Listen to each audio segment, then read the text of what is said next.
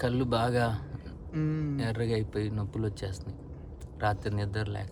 కేరళ తోమా గారి చర్చ్ దగ్గరికి బయలుదేరాం. ఇప్పుడు కోయంబత్తూరు దాకా వచ్చాం. ఇంకా రాత్రి మొదలుకొని ఇప్పటిదాకా ప్రయాణం చేస్తూనే ఉన్నాం. ఇంకా ఈరోజు సాయంకాలం దాదాపు 16-18 గంటలు పడుతుంది.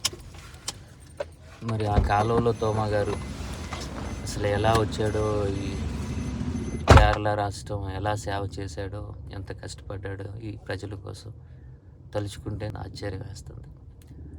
ఈ కాలంలో కొంచెం శ్రమ వస్తేనే సేవ చేయలేకపోతున్నాం, నమ్మకంగా ఉండలేకపోతున్నాం.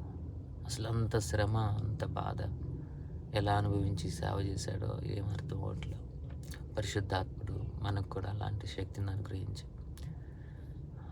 తోమలాగా, యేసు ప్రభులాగా తండ్రి చిత్తం నెరవేర్చి గొప్ప సేవ చేయాలి.